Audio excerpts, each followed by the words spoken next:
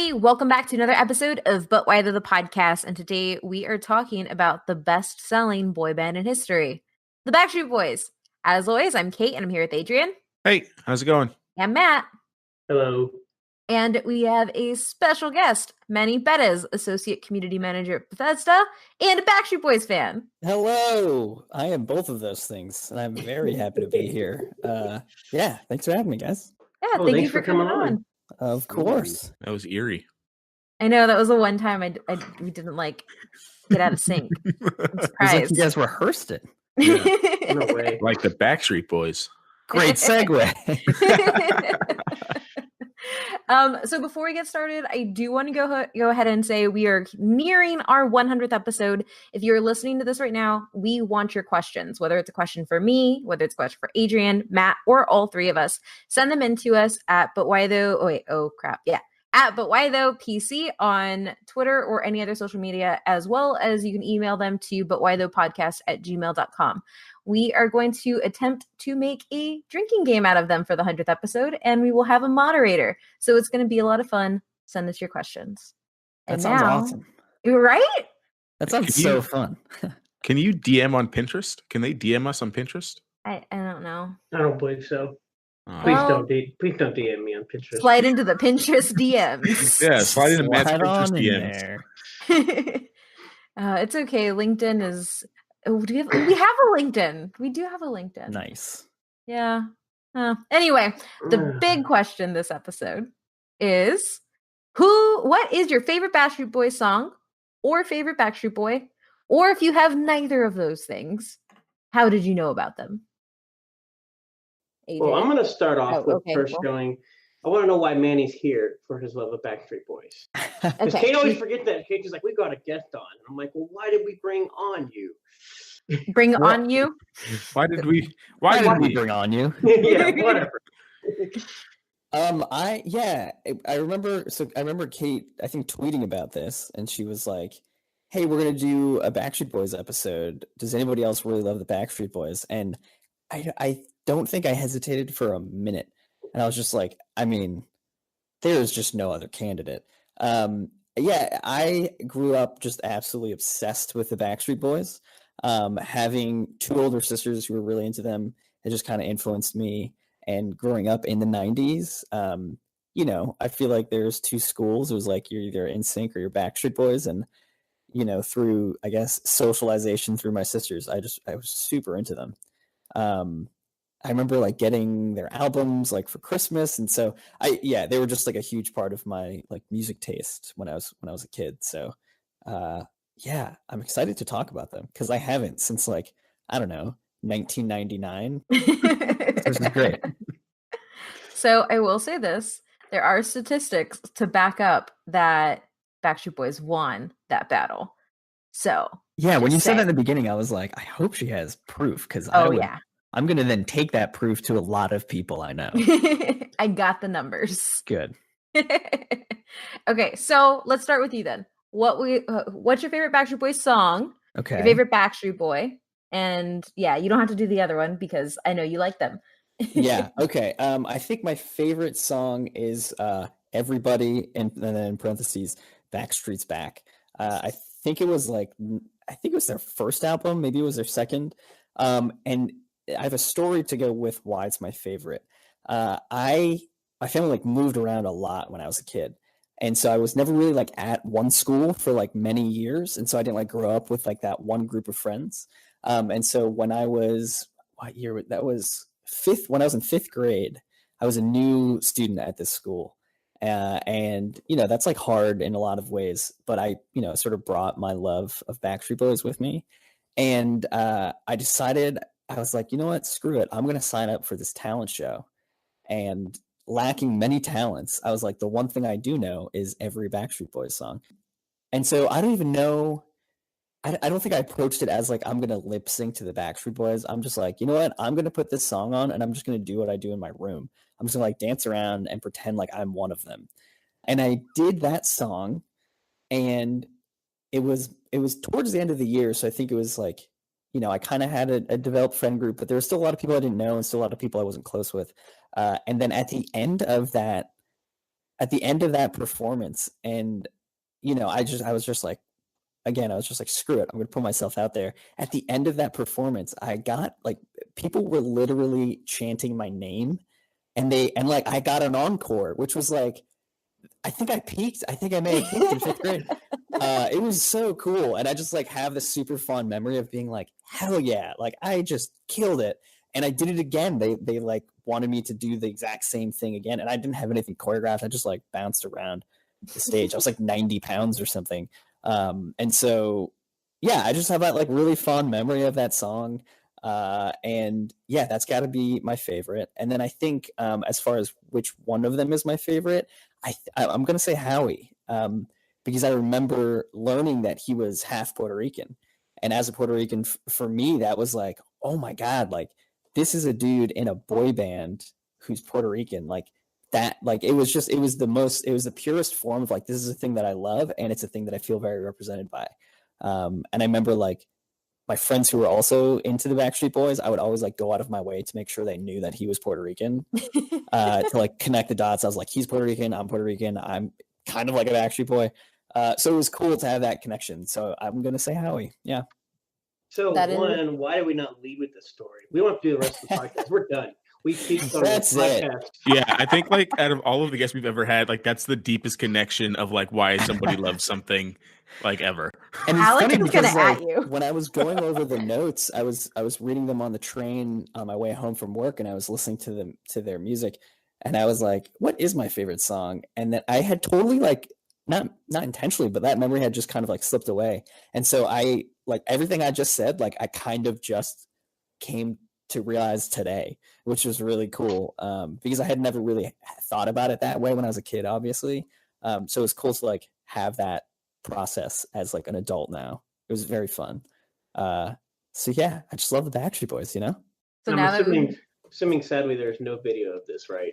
Yeah, you're not the first person to ask, and like I would like to there was other parents there, and so I'd like to think someone has a video. And I also like to think that like their parents watch me and not their own kid, but I'm not I don't have any proof for that. So yeah, if I ever find it, I'll put it out there on the internet. The sad point is that is the age where I think a parent would watch another kid's like talent show. They know their other child hasn't peaked yet. Yeah, this guy got an encore. Yeah, why can't you be more like Manny in 1999 or whatever? Yeah. So I will say, now that we know that you were pretty much a Backstreet Boy for a night, Adrian, you want to go next? Yeah, can you top that? Like, I want to know if you can top that. Yeah. Is Bye Bye Bye NSYNC? Or Adrian, no, I'm gonna reboot this computer. I'm just kidding. I'm sorry. He's like, Justin Timberlake is my dad. What's up?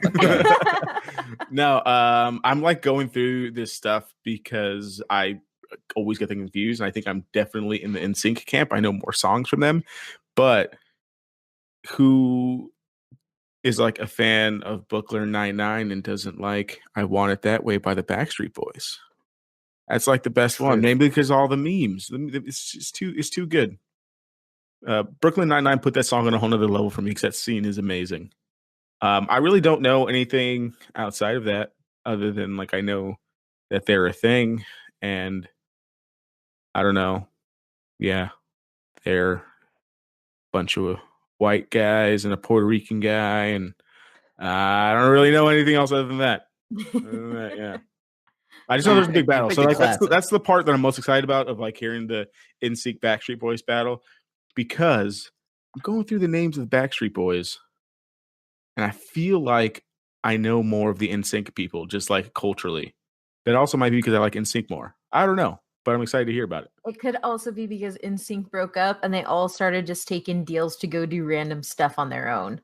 Yeah, I was like, wouldn't that make them bigger? I don't know. Who knows? No, because all of them but Justin Timberlake did not do anything. They just had like, they're like, you're going to go on Celebrity Fit Camp and you're going to go on Dancing with the Stars. Yeah. And then wasn't one of them like, he wanted to be an astronaut or like, didn't Lance? Yeah, I think Lance was an astronaut. When was the last time we talked about Aaron Carter? He wasn't in the Backstreet Boys. Why is Aaron Carter on? Oh, he was just in the Associated X. He's a brother, and also they still sell out cruises and auditoriums. So Oh. Wait a minute, time out. What? So we've hit the point where they're just doing cruises? No. They actually have full world tours, a residency in Vegas, and do cruises. Yeah, I actually saw it. They're going to be in DC in July, and I might get some tickets. So, what is the movie like where they all come and do the? Oh no, This is the end. Yeah, is that this is the end? It's in the notes, but yes, yeah. That scene was the memes. just fantastic. Yeah, and when I watched it in the theater, everybody lost their crap and started singing along, and it was great. Yeah, that's awesome. Matt? I don't have a favorite song. I definitely don't. We know why I'm here at this point. I don't know much of the Backstreet Boys. They existed. I remember growing up with them. I remember my cousins loving them. They were definitely a big thing. I definitely don't understand why people actually think NSYNC was better than them, which is kind of weird to me. Besides Justin Timberlake, I don't remember anything else about NSYNC. But overall, I wanted, what was it? I Want It That Way, that Adrian song. I remember that one. And whatever the big song, which basically probably the reason why I think being celebrated from the 1999 album. Millennium? Yes. Everybody? No, not that one. Which one? Backstreet's Back? Sure. No, wait. I don't think it's it because that was Larger Than Life. Huh? Larger Than Life? Yes. Great tune. Yes, that one. Yeah, Larger Than Life, yeah. And I think that's just basically been ingrained in every child or any person that was alive during that time that was making memories. And so I think we have to accept that that's just like that. Yep. But still, besides that, I'm still intrigued. That music video is dope. Oh, it's amazing. They are so extra in that music video. Yeah. I'm still fascinated that Manny got an encore as a 5th grade talent show. I was wearing a visor. I remember that. Oh my gosh, did you have jorts? I probably had jorts. I don't know. We can, I'll implant that into the memory. I had jorts. Oh God! Don't go back and rewatch that video, guys. Don't do it. But was it an upside down visor? That's I don't think it 90s. was. I think it was sideways visor, probably. Yeah. Oh gosh. So for me, I have this last 2 years we've been going to like karaoke bars and stuff at conventions and everything. Every time I have gone into one, I sing a Backstreet Boys song because I have to. It's necessary. My favorite Backstreet Boy, it's been a long road to get to this point as to which one is my favorite because it like fluctuated over the years. But Kevin, because he has aged like a fine wine and he has the best voice. And my favorite song is actually As Long As You Love Me because it's the music video where they have the chair dancing. That's right. They do the chair dancing. And it's so good because they do like they're all doing chair dancing and then they start swapping them out like seamlessly. Like AJ turns into Nick, turns into Howie, turns into Kevin, and it's really cool. And I may have watched my cousin really, really hurt herself as we were trying to choreograph that dance sequence. Nice. So yeah. I love them. I would say every time we're in a store or a restaurant or a club or anything, Matt just kind of like the moment it starts playing, there are two things. If it is Selena or if it is the Backstreet Boys, I'm just going to start singing out loud and you're going to have to deal with it. That's a good policy to have. I support that. So Matt just kind of like, it's your song. I'm going to sit here. I'm just going to sit here and eat. But I did realize the other day and today, but like it was probably about a year ago, I was going through, for some reason, I just was listening to them on Spotify and it was like muscle memory listening to all of them. Cause I was like, oh crap, I still remember all of the words to all of these songs. Yeah. Yeah. Same. I was like mouthing the words on the train. And then, I remember kind of scrolling through Spotify and like looking at their album covers and the woman next to me, I don't know if she knew who the Backstreet Boys were. She was a little older, but she definitely like, I kind of caught her like looking at my phone and like reacting to it. So hopefully she was like, did this guy just discover the Backstreet Boys? But I don't know what she was thinking. So who knows? Oh gosh. Okay. So we're going to go into history. It's kind of convoluted because it's everywhere. The Backstreet Boys have a really weird trajectory in that they were around for a lot longer than what the US got them for. So the Backstreet Boys came together like this. Howie Dorough and AJ McLean were natives to Orlando, Florida, and they ended up meeting each other. They worked at theme parks. I think it was Disney World that they worked at. And then they ended up meeting each other. Then Nick Carter ended up getting into the band through auditions. And then the three of them, realizing that they could harmonize together, decided to do a trio group. So for a long while before Backstreet Boys became a thing, AJ, Howie, and Nick all worked together, harmonizing and doing a cappella stuff. And then cousins, because Kevin Richardson and Brian Luttrell look nothing like each other, but are in fact first cousins. Yep. They're both Southern boys from Lexington, Kentucky, who sang in their church choirs and festivals when they were kids. Ended up moving to Orlando in 1990. And Kevin specifically worked at Walt Disney World. And the fun fact is Howie actually played Aladdin and sang as Aladdin at Walt Disney World when he was there. They started meeting each other, and all of them kind of formed their group. In 1992, Lou Pearlman, who we're going to get into a lot about later because this dude is terrible. In 1992, Lou Pearlman placed out an ad in the Orlando Sentinel to compose a vocal group. He also founded NSYNC, which we're going to talk about later. And he also ran a Ponzi scheme that resulted in $300 million in debt, initially screwing over boy bands, but also a whole bunch of other people, which we'll get into later. Now, the order that they came into the group was AJ was first, Nick was second, or AJ was first, Nick, Howie, and Kevin came in next, and then Brian came in last. Their age range was from 13 to 21, with Nick being the youngest, Brian being the oldest. And so they pretty much had a widespread. Which I feel like we should take a moment to appreciate, because like what 21-year-old, and I gather that these guys were all pretty mature for their age if they were able to like kind of get their act together. But like, it's just funny that like a 21-year-old and a 13-year-old were like, come on, man, let's do this like side hustle together. All right. That is actually really weird to think about. Yeah, like that's a huge age spread. And it's also like a spread in which like lifestyles are very different. You know what I mean? Like the things that 21-year-olds think about are very different from the things that 13-year-olds think about and do, you know? There actually Manny brought that up and not me, so we're good. Well, there are actually videos of them auditioning, or not auditioning, but like rehearsing in Florida. And it's weird because one, the fashion, oh God, the 90s. Oh, crazy. Really bad. But the funny thing is you have like all of them looking one way, and then you have Nick rehearsing in a Lion King t-shirt. And so it just funny. Kind of like pointed out how young he was compared to the other ones. He's like, what are you talking about? Lion King's a great movie, everyone. And it was one of those like tie-dye Lion King t-shirts where like it was like orange and brown tie-dye with the Lion King on front. It was so good. I also watched the Backstreet Boys documentary today, and that is how I have that knowledge. It's on Amazon Prime right now, so you can go watch that too. The band officially formed on April 20th, and that is their anniversary date. Perlman decided to call them the Backstreet Boys after Orlando's Backstreet Market, an outdoor flea market near the International Drive, which was also a teen hangout. And so I got two questions real fast. One, they were named after a flea market.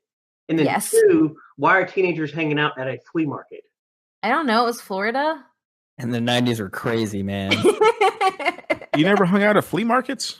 I remember the 90s. I do not remember hanging out at flea markets. It's also funny because I feel like the term teen hangout just isn't a thing anymore. No. Like a teen hangout is like Fortnite, basically. Yeah, that's actually fair. Mall rats are kind of not really a thing. Yeah. Well, they're actually not allowed in malls anymore, so that'd be why. Well, also malls are dying, but still. Changes have come.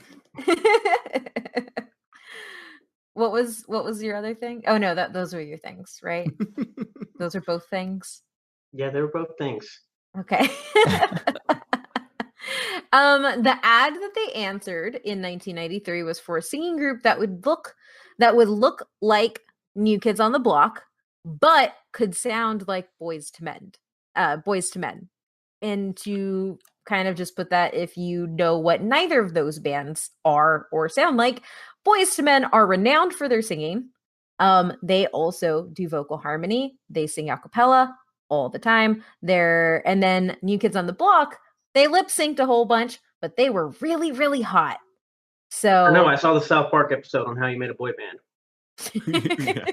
Yeah, I'm glad you put this in accurate. here because at the top of the show, I was gonna say there's just a bunch of white dudes who wanted to be Boys to Men, and I'm glad that was an accurate thing I thought, and not just like a dig at Backstreet Boys. So thank you they for totally had validating. the aim of being the Yeah, white version awesome. of Boys to Men. Sounds good. Not only was that kind of their like vibe, they were like, they answered an ad for it. Yep. That was like, hey, we need some white kids to be the white version of Boys to Men, and they were like, oh yeah, that's us. We should probably do We that. can nail that. We can nail Yeah, that. exactly.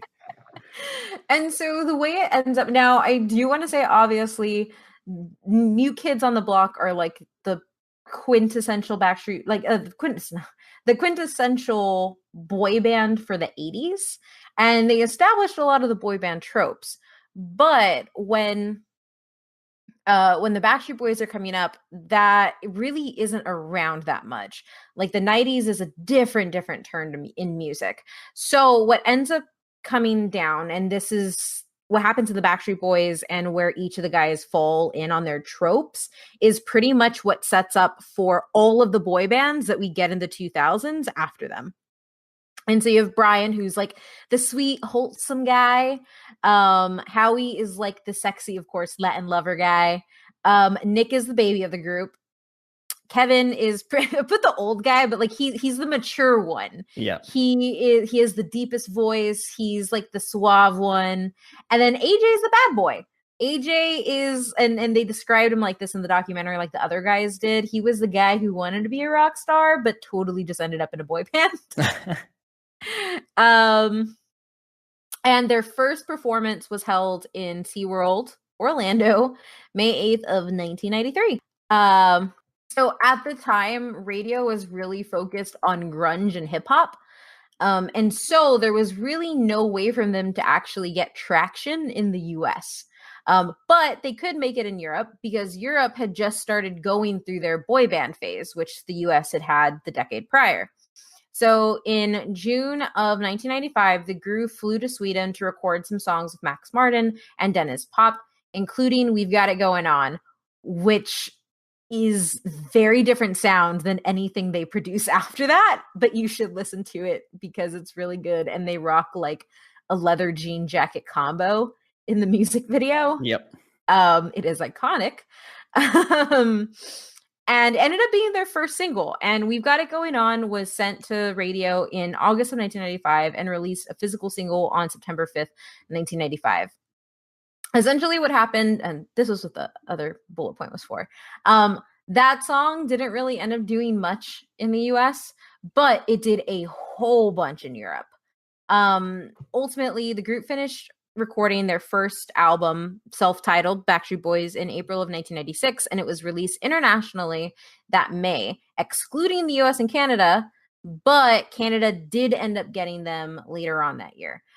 So they're not even really in the US per se officially. Like they have a single out, they have stuff going on, but that's not where they're trying to make their mark.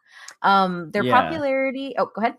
Well, I was just gonna say it's funny because like I remember We've Got It Going On coming or like gaining popularity like later in the 90s. Mm-hmm. And so when you were like it was a 1993 song, I was like, that doesn't line up, but that makes total sense that like it took them a while to get to the US.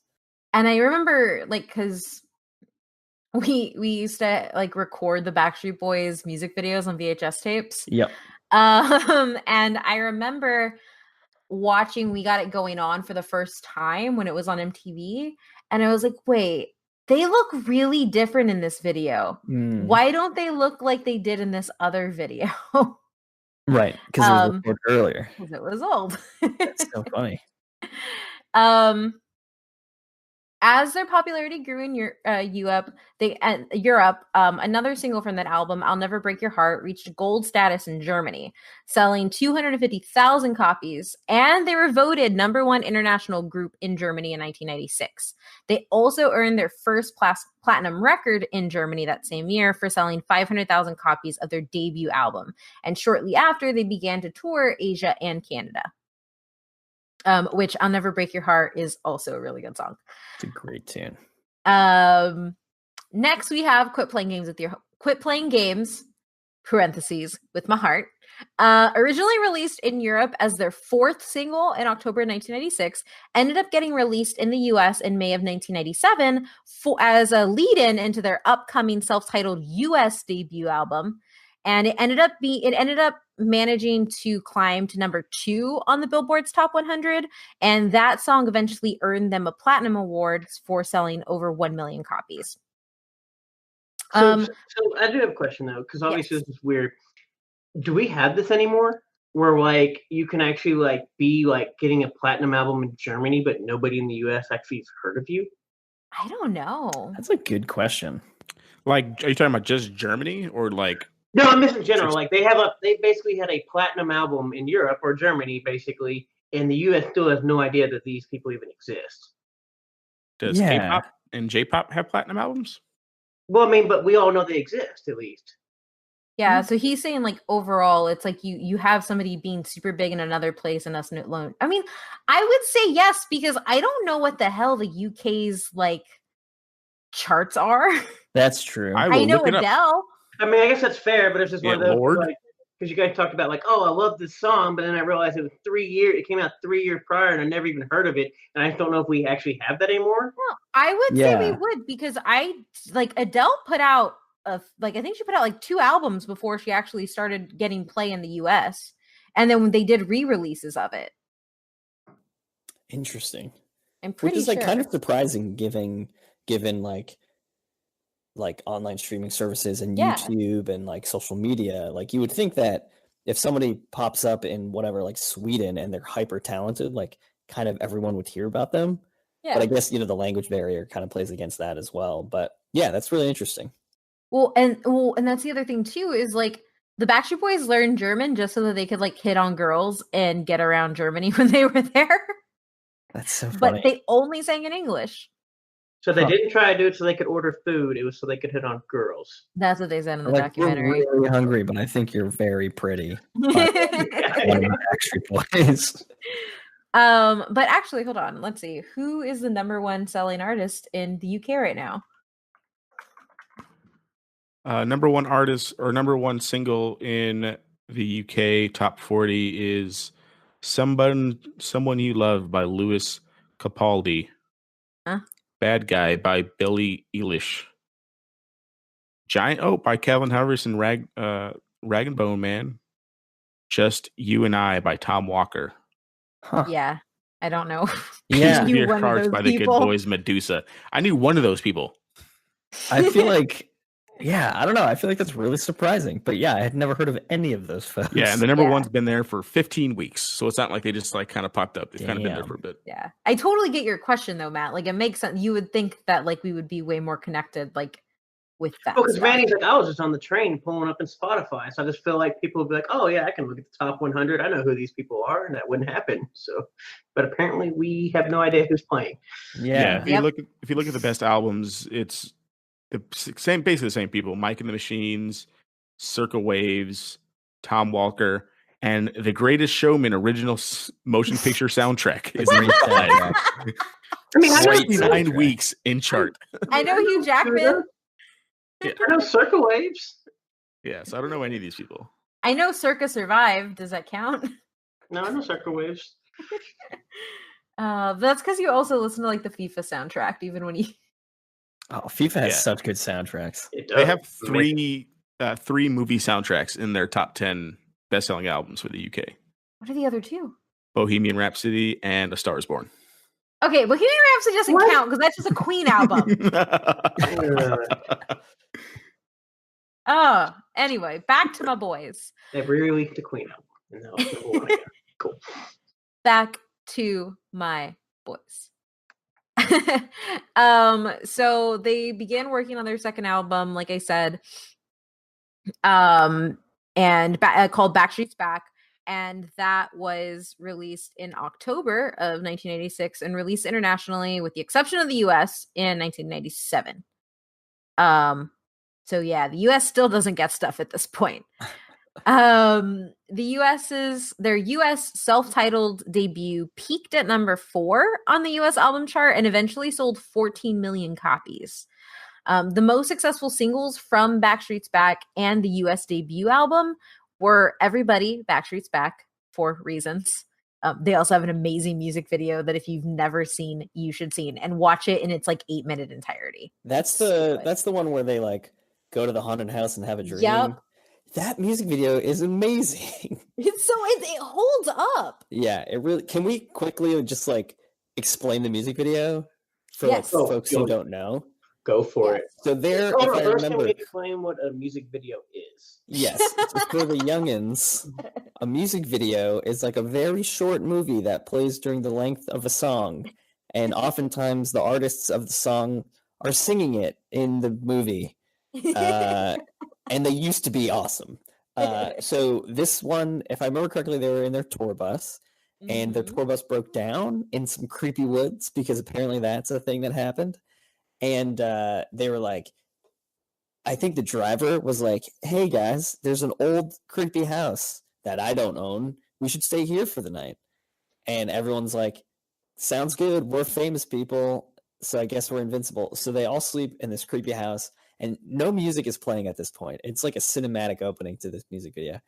And they fall asleep. And the last shots of them falling asleep, like they're all kind of scared, I think. And then they wake up and they're all like different classic monsters. So like Nick is a mummy, Howie's a vampire. Yep. Kevin is Dr. Jekyll and Mr. Hyde. Yeah. I forget what Brian's AJ the is. Wolfman. Yeah, Brian is the AJ is Wolfman. Phantom of the Opera. Exactly. So is this a Michael Jackson video? No. It has like the same vibe as like as the Thriller music video. And they have a move in their choreography that looks like the Thriller the Thriller move. That they do in the scene in This Is the End. And then they have to do this like choreographed dance in this like old Victorian haunted mansion with a bunch of other monsters, and then it like cuts to black or something and they all wake up and they're normal again. And they're like, and one of them's like, hey man, I had this crazy dream. We were all monsters. And the other one's like, I had the same dream and you were Dracula. And the other one's like, yeah, man, I had the same dream. And then like they turn around and I think the driver is like a zombie or something. Yeah.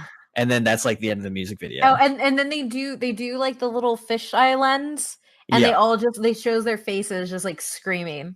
Yeah. And like I remember being like, this is a story. Like they told me a story in this music video. Like this was awesome. So anyways, I just wanted to quickly dive into that because it's a great music video. It's one of my favorite music videos ever. Yeah, it's awesome. It's so good. I actually had a VHS tape that I bought and it was just the making of that music video. That's so cool. Yeah. Bought it from a flea market. Did not hang out at that flea market, but nice. They actually have a lot of great music videos. I probably should have put that in there because Quit Playing Games with My Heart is actually the one that they regret doing because it's how they were introduced in the US, but it's also one of the reasons why they got big in the US because they're singing in the rain and like rolling their bodies with like 6-packs and stuff. So like that was on repeat for so many people. Yep. I'm sure that did them a lot of favors. Yep. And then you like listen to them talk about it and Kevin is like mortified. He's like, I wish we had never come to the US with this. And Kevin was the 21-year-old, by the way. Yes. So wait, where was I? Yeah. June 1999. Yes, the most successful singles from that, like I said, were Everybody Backstreet's Back and then As Long As You Love Me, which is cheer dancing song. The two self-titled albums, the international debut and the US debut, combined sold 28 million copies worldwide. On June 2nd, 1999, the Backstreet Boys embarked into their Millennium Tour, because prior to that, they released the Millennium album. And the reason I don't have it here is because I put that in the section about how they are the most top-selling boy band ever. But the Millennium Tour is actually the first concert I ever went to.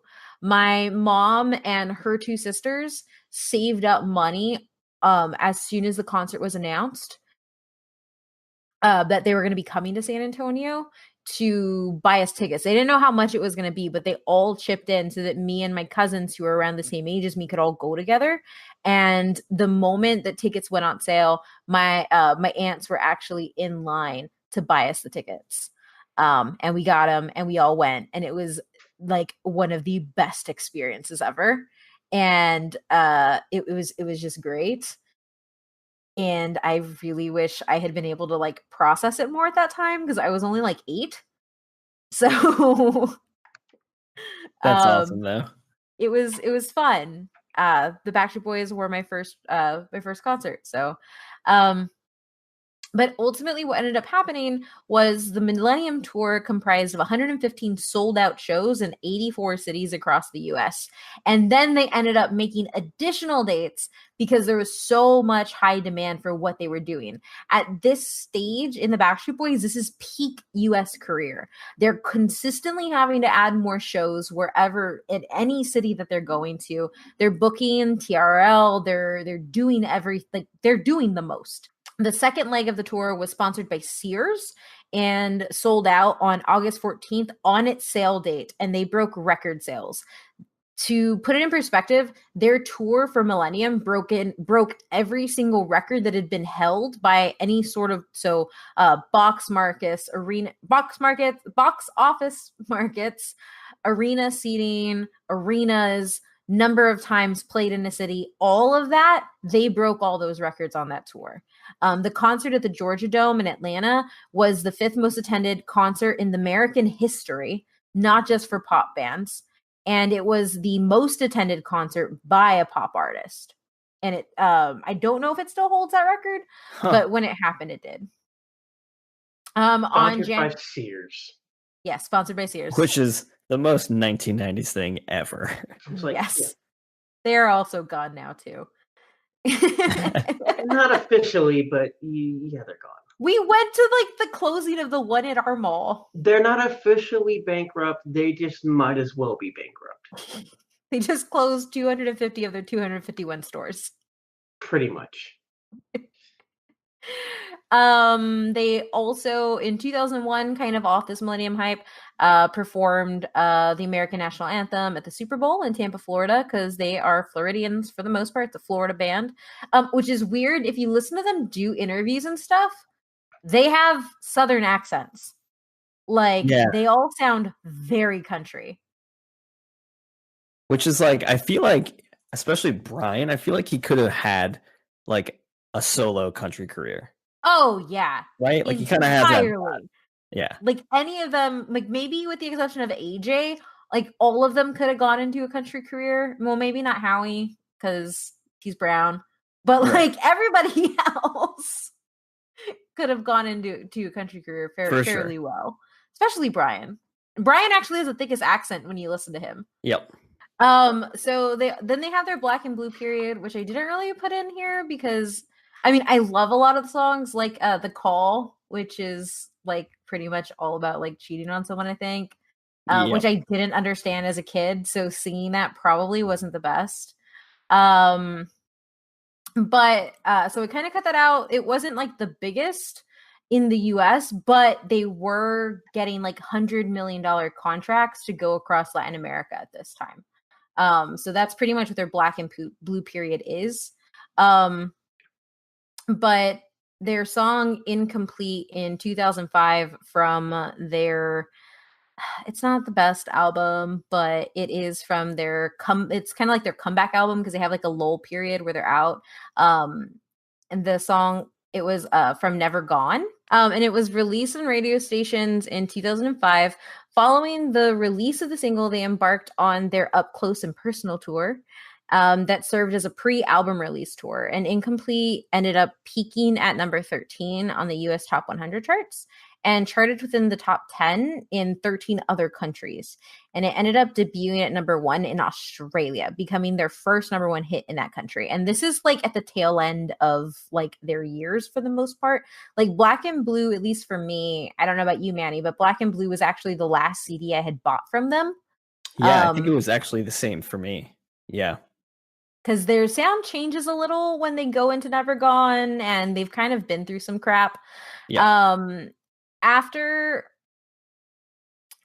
spending more than a year recording, the Backstreet Boys finally released their comeback album, which is what Incomplete was on. But Incomplete had this entire run as a single for the most part in June of 2005. And the album ended up debuting at number 3 in the US, the same as their song, with selling 291,000 copies. However, like I said, the drastic style change drew negative criticism from Rolling Stone as well as fans and other critics. But with that being said, Never Gone was certified platinum in the US, and 4 singles were released from the album. The second single, Just Want You to Know, hit the top 10 in the UK, and the third single, Crawling Back to You, for the US, and I Still for the rest of the world. Never Gone sold approximately 10 million copies worldwide as of 2008. So even though they had started to kind of wane in the US, when they made their comeback, they came back strong. Yeah. Which is like not a lot of musical artists can actually do and do it well, you know? Not at all.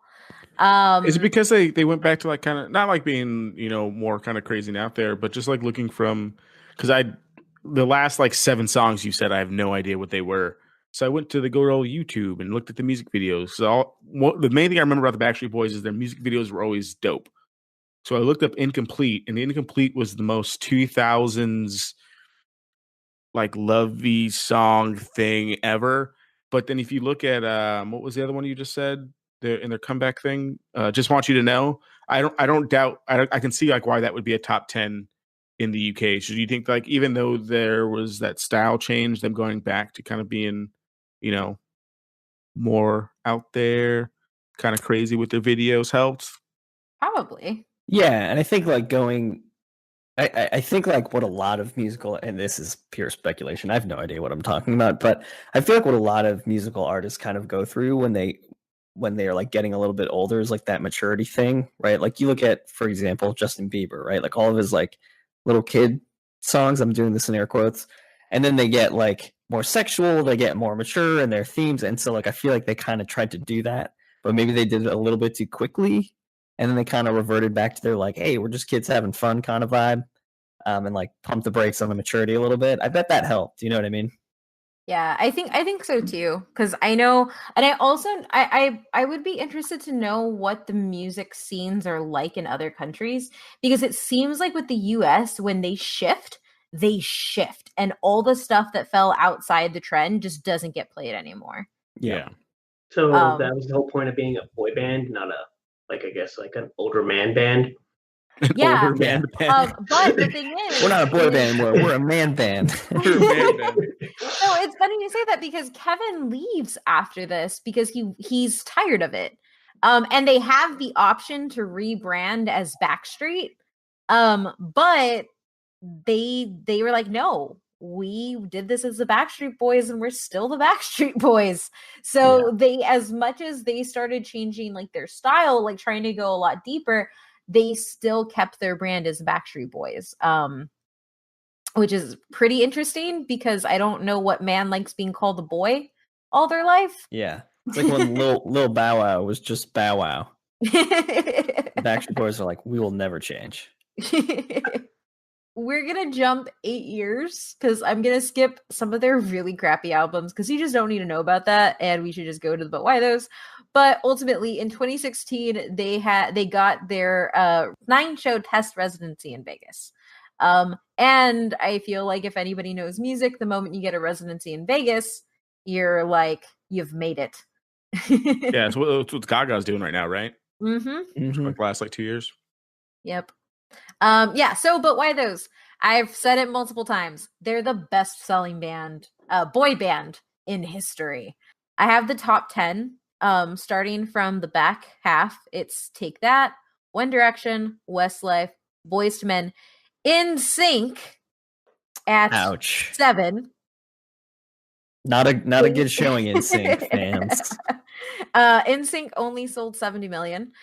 Bay City Rollers, the Jackson 5, the Osmonds, New Kids on the Block with 80 million, and then you have the Backstreet Boys, who outsold them all at 100 million albums sold.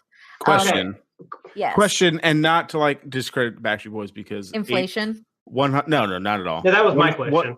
Well, inflation would be crazy. The Jackson 5 would have to be, even the Osmonds would have to be just way leaps and bounds above, right? Right. I'm just talking about like Beatles aren't on this because they're a rock band. Yes. They're classified rock band, even though like they're kind of boy bandy. Yeah. They're the man band. Oh, they're a man band? Okay. Cool. They didn't have a 13-year-old. Is that why? I see what you're saying because we talked about it in our Beatles episode. Yeah. They did establish the tropes of boy band for the most part, but because this is US selling charts, and when they were in the US, they were rock. Yeah. That makes sense. Cool. Thanks for clearing that up. I appreciate it. Okay, but two things. One, I'm going to defend. One, we have inflation. But two... Oh, wait, no, it's not the... Yeah, no, it is selling in the US, yes. Yes. But there are 4 UK bands. Okay. Hush. Okay, one, we have inflation. Two, looking at studio albums in general, NSYNC actually only produced 4 to get 70 million. Shut your dirty mouth, Matt. And New Kids on the Block got 80 million with 6. Dude, the album's like 22. 22. Yeah, and the Jackson 5 at 18. It's a lot of albums. A lot of albums. But 100 million with just 9 is pretty good. Yes. That's pretty good. Yeah. I would like to see adjustment for inflation. I bet it would shuffle a little bit, but I bet Backstreet Boys would still be above NSYNC because they existed in roughly the exact same years. And yeah, I don't know how much it would change, but I would be interested to see that. Oh, no. We don't have to adjust for inflation. This is units. Oh. Yeah, that was going to be my next question. Is this units or is this like money made? This is units. Never mind. Okay. Yeah, claim sales. Okay, yeah, I see that. Backstreet Boys. Our Patreons will be able to see that we can't read our notes because we missed the whole claimed sales thing. I thought Kate was going off the money. Okay, 2, 1, then I don't know. Oh man, because we have 30. Do you think in 5 albums NSYNC could get 30 million? I don't know. So I found another list. That's Wikipedia's, but I found another list that has the Backstreet Boys units at 130, the Osmonds at 102, Jackson 5 at 100, New Kids at 80, so that's the same. Boyz II Men at 60, Menudo at 60. Menudo sneaks in. I was wondering where Menudo was at in this, but I didn't want to ask. But it dropped NSYNC to 50. Oh, what? I think the takeaways there is that the Backstreet Boys are still on top. The person who made that list is a Backstreet Boys fan. To be fair in here, if you look at this, there is an asterisk next to NSYNC in this chart. That's part of their name. That is a part of their name, Matt. Really? Yeah. No wonder I can't count Matt's science brain is just going off. Like, hey, no wonder I can't count official. There's a giant asterisk next to it. That's because it's NSYNC. What type of branding is that? It's the weirdest branding. It is. It's like they forgot what an asterisk is for. Yeah, and the asterisk is really supposed to be like an apostrophe because it's like in sync. It's like somebody hit the wrong button on the keyboard and they were like, "Whoop, that's gonna do stick." Yeah. So we're dropping them even lower on this list. Yeah. All of that being said, the Backstreet Boys earned their spot. Oh, for sure. Undisputed champions. So they were also one of the most successful debut artists in the world, collecting awards in both Starter for Best Newcomers in Germany's Via Comet Awards in 1986. In 1989, I already mentioned it, they ended up releasing Millennium, and the album entered the Billboard 200 at number 1 and sold a record 1,134,000 copies in their first week. That's insane. Yeah, I owned that CD. I loved it with all my heart. Can you explain to the children what a CD is? Back in my day. It's like a frisbee that plays music. I just watched the Parks and Rec episode where Ben and Tom are DJing the dance, and the kid's like, I only listen to my music on CDs. It's how the artist intended it. Anyway, there were 4 singles that were released from Millennium. I Want It That Way, which is an amazing song. Larger Than Life, Show Me the Meaning of Being Lonely, which is another amazing song, and The One. Yeah. I don't really like The One. I know a lot of people like it, but that was not for me. Millennium became the best-selling album of 1999 in the US, selling 9,445,732,000 copies that You year. totally said that completely wrong. Did I? Matt, Yes. can you say it? 9,445,732 copies. There you go.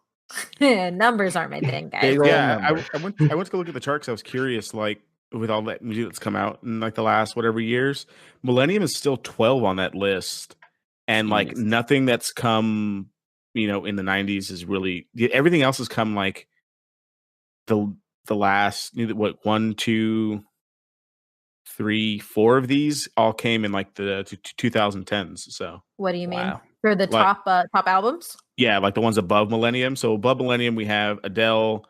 Oh, you're not gonna like this. You're not gonna like this. 2 NSYNC albums. No Strings Attached at 2,000 or 2 million. That 0.4. was a good album. Celebrity at 1.8, and then Marshall Mathers Wait, no. Oh. What was that total for those NSYNC ones? 2.4 million. Why is it above Backstreet Boys? I don't know. Because the total sales for that in that year. No, I'm talking is- about like I'm talking about your fastest selling. Oh, okay. Okay. Yeah. That's better. Yeah. NSYNC. So they have 2.4 and 1.8. Then Eminem at 1.7, and then Black and Blue at 1.5, and then Millennium at 1.1. So they still got 2 in that top 15, Yeah. which is super good. But I did not see NSYNC coming with those big ones. They those good songs? had a substantial moment. But I actually didn't know that Black and Blue sold that fast or that much. Yeah, it did. Yeah, I know hit I had top it, 5 but in It the was one US. of those that sold a lot very fast because people were so excited they were back, and then kind of like, oh, this is this. well, no, it wasn't one that they came back from. Like this, like if I remember correctly, Black and Blue comes off like really, really soon after Millennium. Well, and Yeah. that's what. Well, whatever. All I know is the next one right after that. I remember people bought it immediately because they love the Backstreet Boys, and then they're like, "We bought this, and now we're playing frisbees with it." Yes, that was the one with Incomplete on it. Yeah, no, it's pretty good, man. Like back-to-back years, and then have 2 in that list. Yep. And your comeback, like this isn't even like kind of past the peak thing, right? yeah. No, this is peak. Or like a little over the edge in the Black and Blue. No, No, is it Millennium it's- peak? Or we're still in the peak? Yeah, Millennium is peak, and then Black and Blue is the year after. Like it's released immediately after, and then they go away, and then they come back in 2005 with Never Gone. Gotcha. Yeah. Yeah, I mean, and Millennium is still like if you look at Canada, it's number 3 on Canada's list. Still, only beat out by Celine Dion and Adele. So not Canadian- surprised. So Canadians love them some Backstreet Boys. Yeah, clearly. So Millennium Millennium also holds the record for most shipments in 1 year at 11 million copies or 11 million shipments. Millennium remained on the Billboard chart for 93 weeks, eventually selling over 12 million copies in the United States over that run, and it was certified platinum 13 times. Damn. Yeah. As of January 2013, the album stands as the 4th best-selling album in the U.S. of the SoundScan era, and I think that means CD. Yeah, it was like I don't know how we would even adjust that, like what for like stuff that comes out now. Yeah, no, I don't know. Music is not a thing anymore. I mean, music is a thing now. Albums, I don't think are a thing. It's No. perpetual singles. On Which is September, weird. We went from like you start with single to where we get the album to now we're back to you just get singles. yeah. So I know I mentioned their Vegas residency. Well, on September 23rd in 2017, the Backstreet Boys confirmed their Vegas residency had started, titled Backstreet Boys Larger Than Life. And going back a little bit, in 2015, Richardson and Luttrell were inducted into the Kentucky Music Hall of Fame. Backstreet Boys also have a Hollywood star too. Their albums come out like this: Backstreet Boys, Backstreet's Back, Millennium, Black and Blue, Never Gone, Unbreakable, This Is Us, In a World Like This, and then DNA is an album that they just released this year. Which is crazy. Yeah. And awesome. So now we're talking about Lou Pearlman. Because he was a terrible guy. But he is the reason Backstreet Boys started. So Lou Pearlman pretty much single-handedly crafted the boy band craze of the 2000s. Lou is also behind the creation of NSYNC. Essentially, what Lou Pearlman did was he created NSYNC as an exact mirror of the Backstreet Boys, minus the singing. And he did that because he wanted to create competition in the market, but he also wanted a way to push the guys because at this point, the Backstreet Boys are running themselves entirely ragged. And what would happen was that if the Backstreet Boys said no to a performance, yes, he would come in and take that performance. NSYNC. They were the second string team. Yep. They were literally made to be exactly the Backstreet Boys and were there to pretty much make sure the Backstreet Boys didn't stop working. Which is like, that's at least on there. I don't know if they had any beef with them, but Lou Pearlman didn't say that he was doing any of this. And then all of a sudden, NSYNC is there and the Backstreet Boys are just like, what the hell? What just happened? So Luttrell Brian Luttrell ended up bringing a lawsuit against Lou Pearlman and Transcontinental, which was their record company. I think it was a record company or management company. And in 1998, claiming that Pearlman had not been truthful about the earnings made by the group. From 1993 to 1997, Pearlman and his company took about $10 million in revenue, while the band only got $300,000. In the following year, AJ, Kevin, and Howie joined the lawsuit, which eventually resulted in a number of settlements.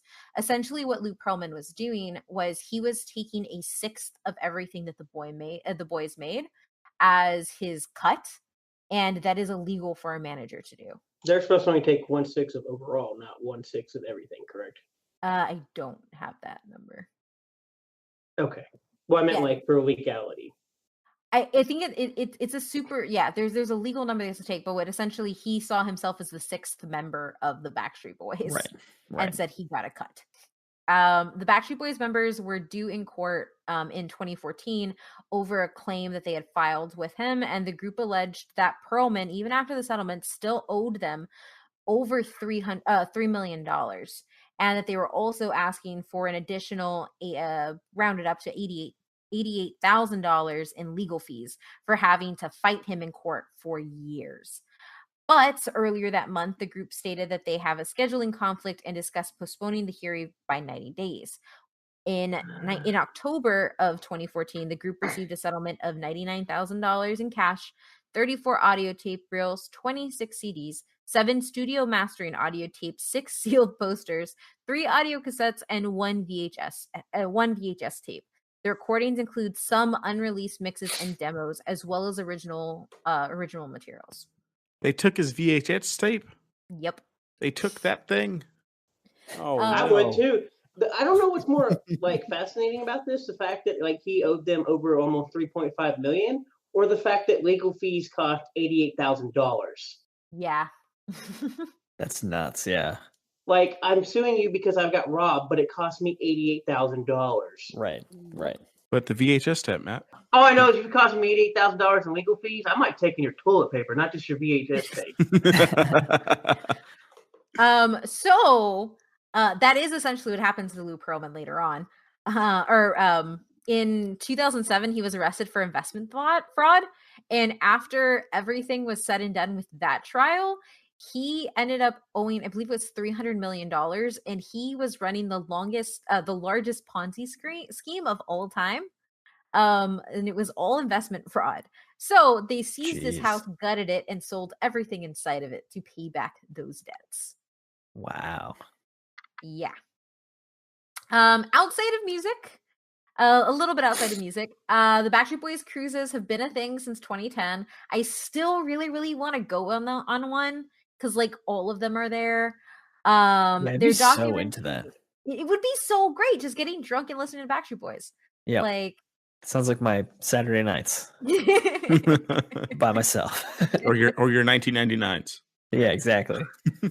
Their documentary movie titled Backstreet Boys, Show 'Em What You're Made Of, was released in theaters and online on January 30th of 2015 in the US and February 26th in 2015 in the UK and Europe, and then ended up going worldwide in March.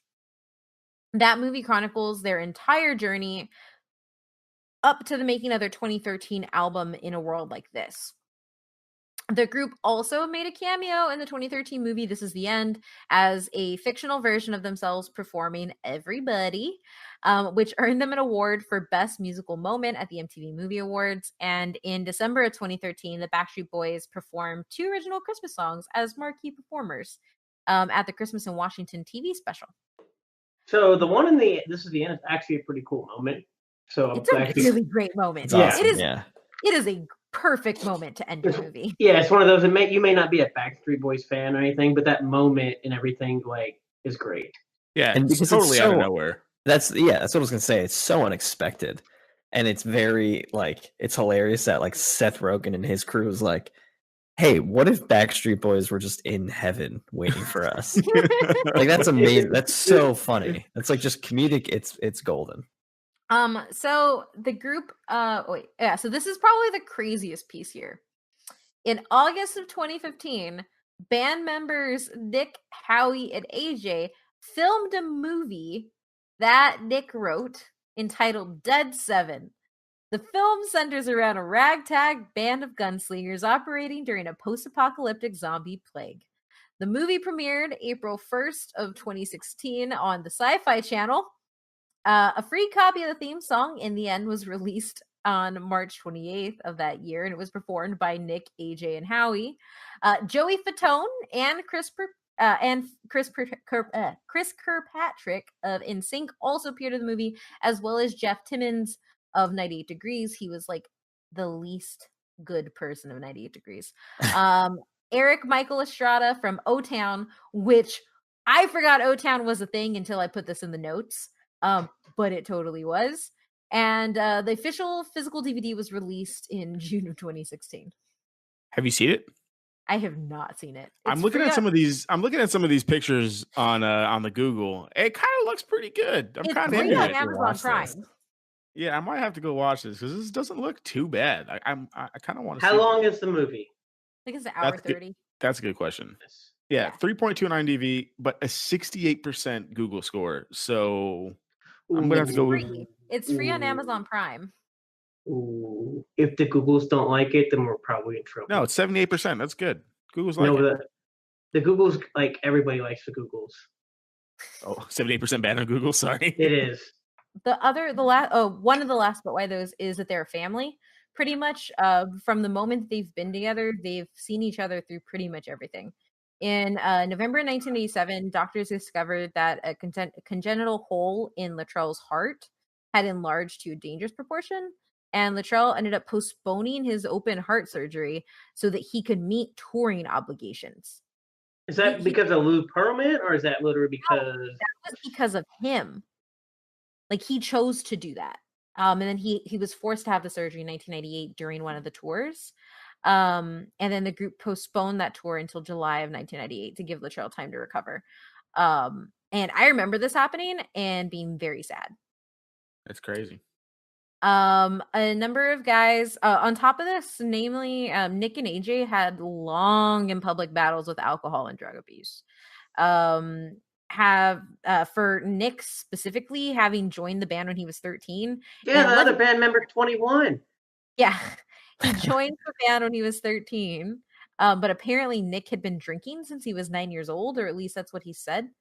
Kevin, the 21-year-old, is both AJ and Nick credit Kevin for helping them get clean and sober. And essentially what happened with AJ, AJ's battle with addiction mostly came from trying to like rebel against the boy band idea. And he called it a coke coma a whole bunch in different interviews when they were there to sing the national anthem in Boston at a Red Sox game, and Kevin ended up breaking down AJ's hotel room door and then staging an intervention for him, and that was what helped AJ get clean. Wow. That is yeah. baller. Yeah.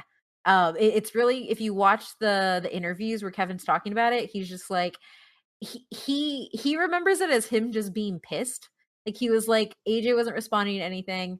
We're gonna have to go on without him, and we don't do anything not together.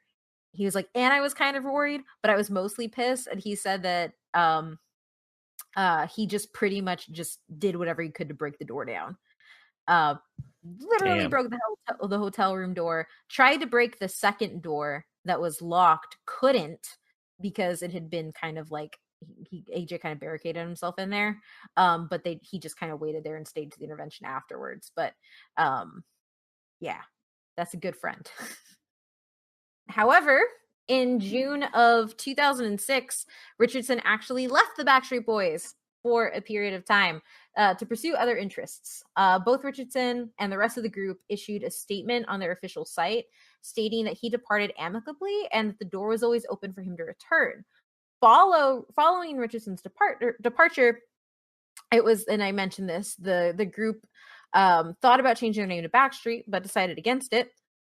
And they also turned down an offer to star in a reality TV show to find a new member and musicians who would and on top of that, musicians who would express their interest in replacing Richardson was Sam Licata and former NSYNC members Lance Bass and Joey Fatone. So is that automatically like disqualifies NSYNC if you're actually trying to like audition to be with Backstreet Boys? No. A little bit. But in 2012, Richardson rejoined them permanently during a show in London. And a few days later, Brian and AJ revealed on separate occasions that Richardson had actually been returned since 2010, before the NKO TBSB tour had started. Which yeah. So I probably should have put this there. Yeah, you're gonna see a bunch of letters. Yeah, I was trying to put it together in my head and I just couldn't. So what happened in 2010? They started the NKO TBSB tour, which is New Kids on the Block and Backstreet Boys. That's what I thought, but I was like, is that a thing? I went to it in 2010 as a graduation gift, and it was amazing. And it was a bunch of really drunk older women, like from like my age, which was like I think it was 18 at the time, to like 40s, just like drinking hurricanes in the AT&T Center in San Antonio. That's so funny. It's like the cross-generational boy band fan club. And it was, when was this tour again? 2010 and 2011. I kind of want to see this. It's fun. So it was dope. It was so good. I mean, everybody but Mark Wahlberg and Kevin were there, but like it was so good. That sounds super rad. So good. And they all really perform like amazingly. It's That's so awesome. fun. That's crazy. So fun. I have that shirt, by the way. And the chant is actually really fun. Anyway, the tour had already been announced when Kevin had come back in 2010, but because they didn't want to kind of mess with the tour scheduling, they ended up keeping it under wraps until 2012. And everybody supported his decision, which for me, I was pissed because I went to that tour without Kevin and the songs do not sound the same when he is not there because he has the deepest voice. Right. So yeah, you got to have the bass.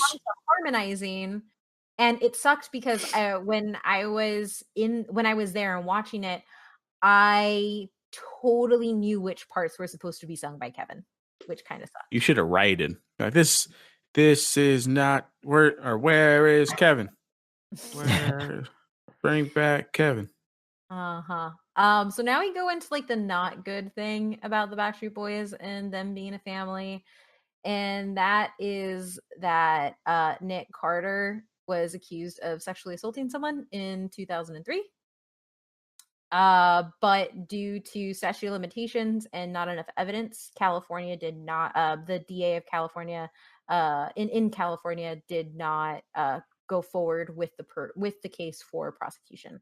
And the guys stood by him, and obviously it did not go over well, understandably so.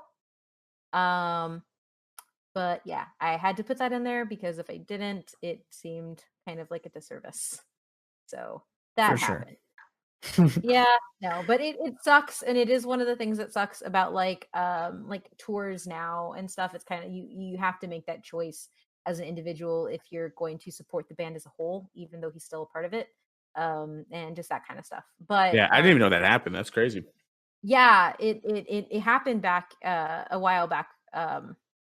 I think it happened like last year or the year before, when I think it might have been the year before that she came forward, but the sexual assault happened in 2003.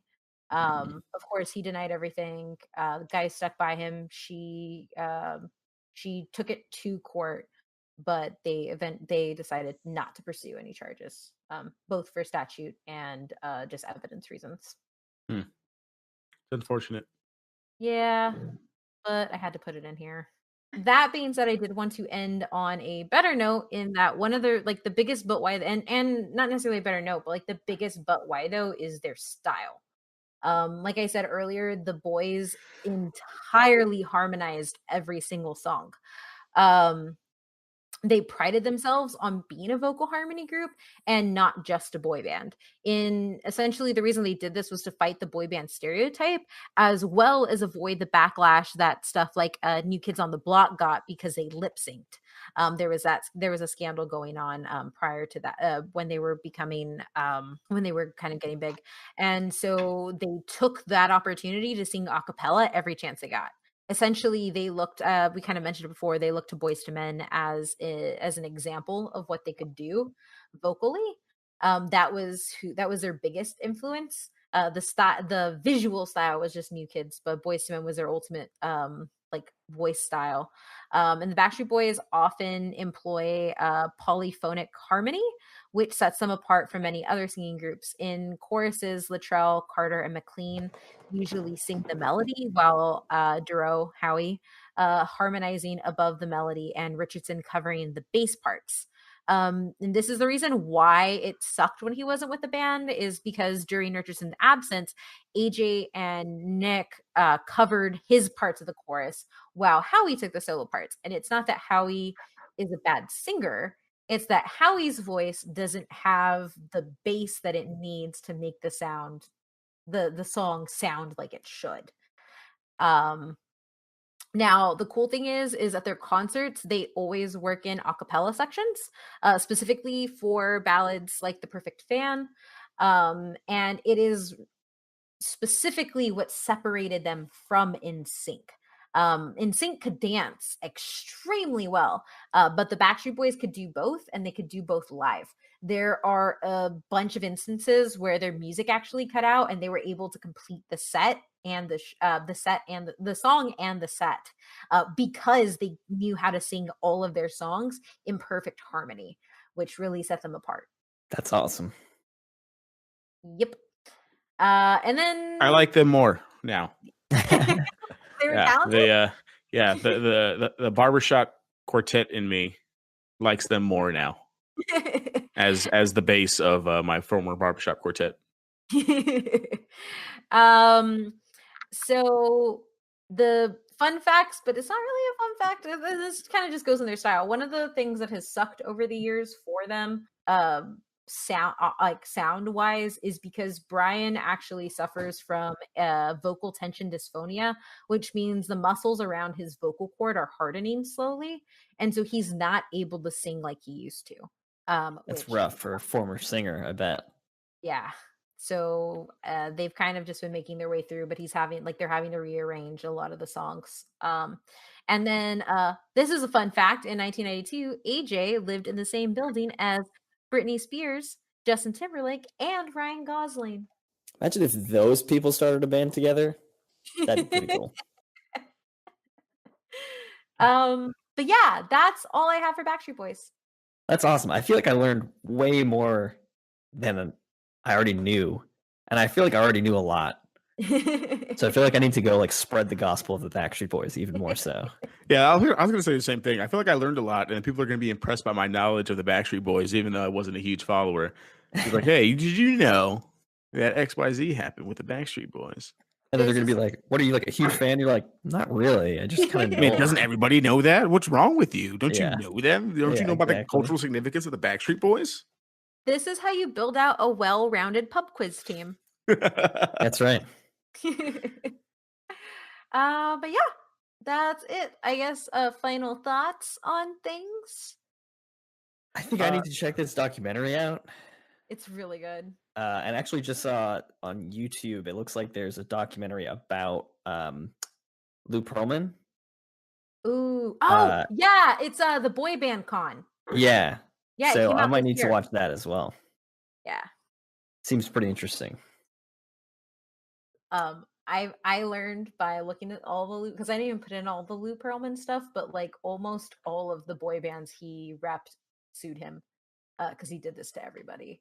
Yeah. And I'm kind of just like, wow, people in Hollywood really don't know how to manage their money, or celebrities. But then I guess it's also they're kids who don't know anything and then get taken advantage of, just like athletes. And it's funny because, or it's not funny, but it's interesting because I feel like that's the same thing that we would hear about a lot of Motown artists in the 50s and the 60s. A lot of artists were taken advantage of, and there was definitely different reasons for that.